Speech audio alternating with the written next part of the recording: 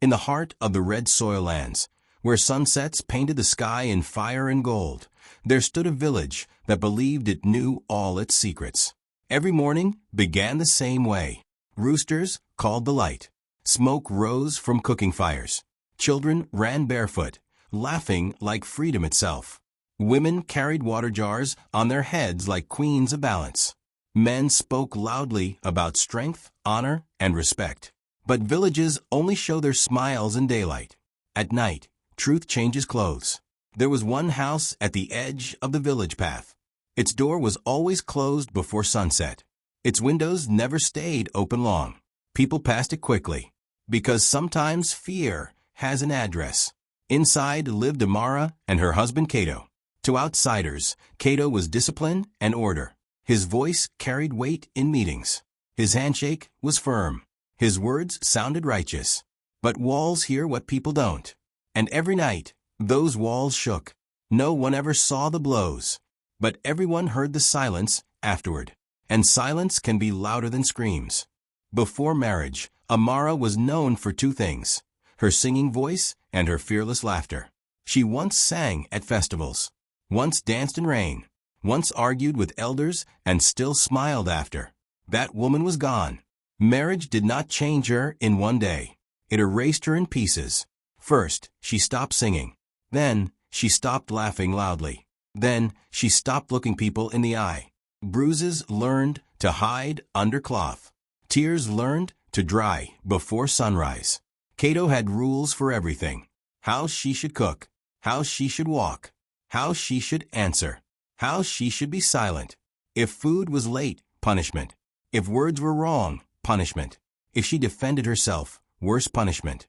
And the strange thing about repeated pain is this: the body fears it, but the mind starts studying it. One night after a beating, Amara sat on the floor, back against the wall, breath shaking, but eyes steady. That was new. Instead of asking, "Why me?" she asked something else: "How long?" And that question changed everything.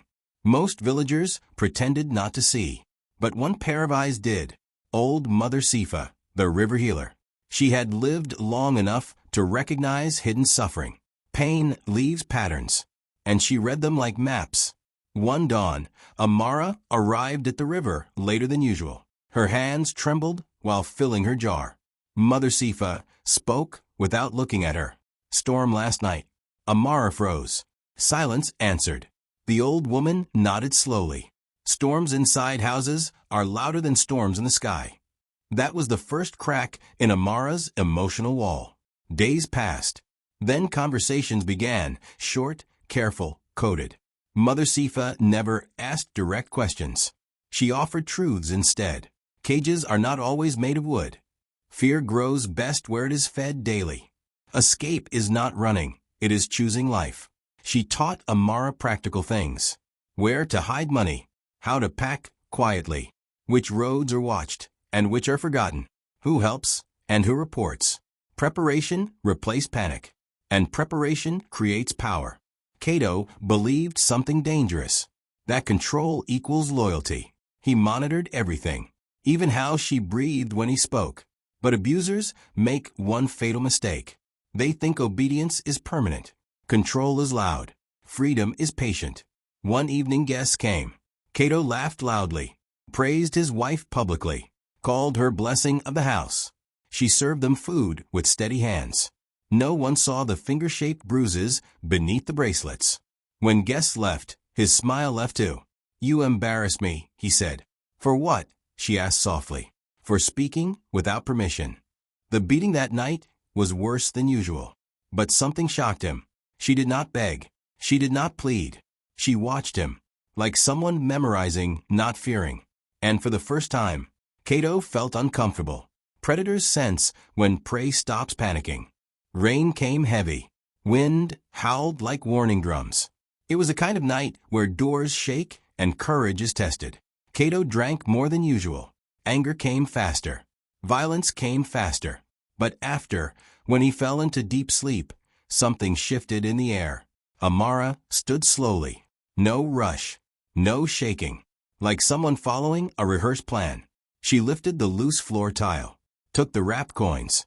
took the cloth bundle already prepared weeks ago. She walked to the doorway, paused, not to remember, but to release. She whispered one sentence. I was not born to survive you. Then she stepped into the storm. Lightning lit the road like approval, and the village slept through her rebirth. Morning came. Cato woke, expecting routine. Routine did not wake back. No fire lit. No water poured. No footsteps moved. He called her name once, annoyed. Twice, louder. By the third time, fear entered his throat. Her clothes were gone. Her tools were gone. Her silence was gone. At first he felt anger. Then insult. Then confusion. Then something he had never felt before. Loss of control. He searched the paths. Questioned neighbors. Accused strangers.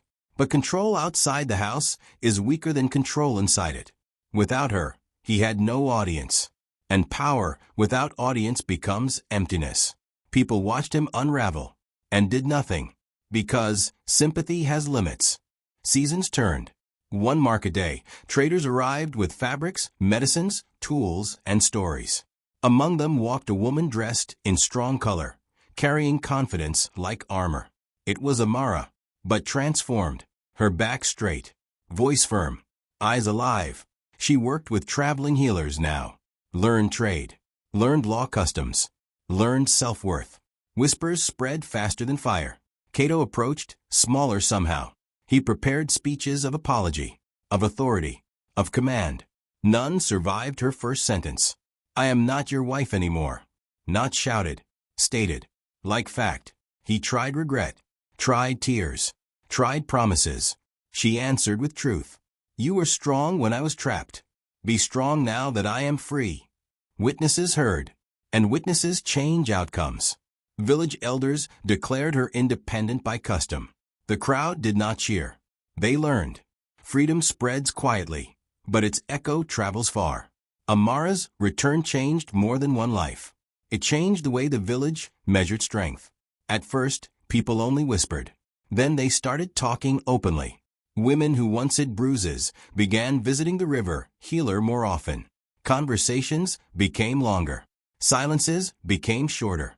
Truth was no longer alone. Cato tried to rebuild his image. He attended gatherings, spoke softly, helped elders, carried water for the first time in his life. But kindness performed is not kindness believed. Reputation built on fear collapses slowly, but completely.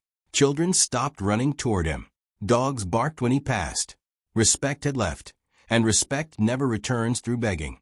One evening he came to the river, where Amara and Mother Sifa were teaching young girls how to read trademarks on cloth bundles. He stood at a distance, waiting.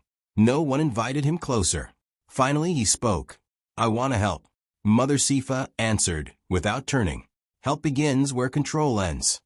He had no reply. For the first time, he felt what she had felt for years. Powerless presence. And that is a mirror most tyrants cannot look into for long. But time was not finished teaching yet. Because consequences don't shout, they mature. The abandoned house at the edge of the village, once known for night cries, was empty for a long time.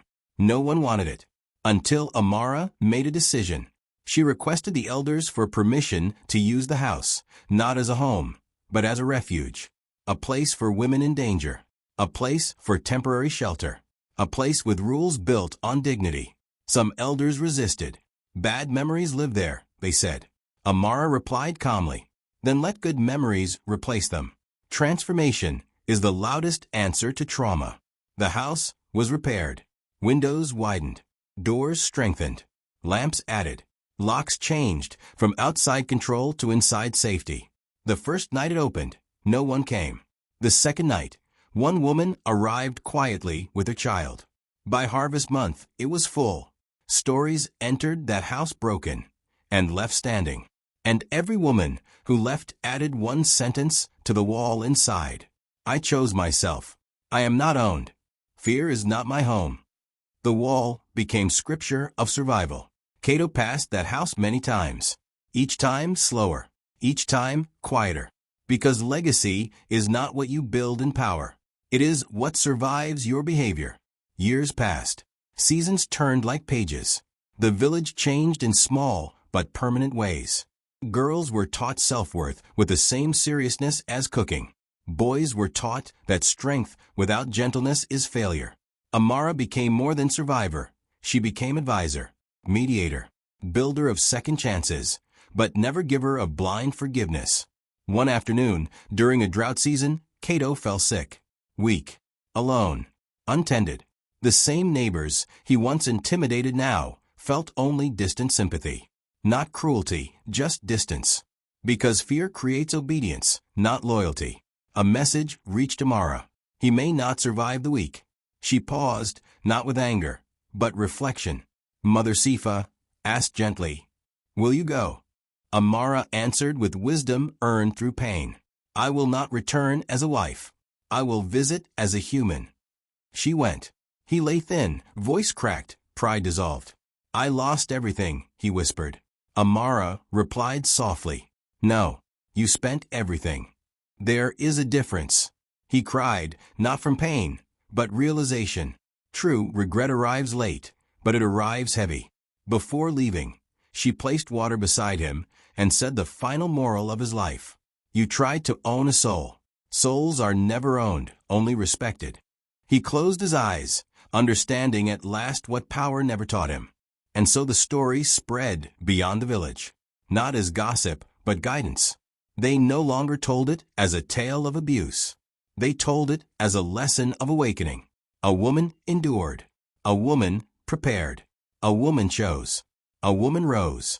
Because, in the end, he broke her every night, but she broke his fate forever.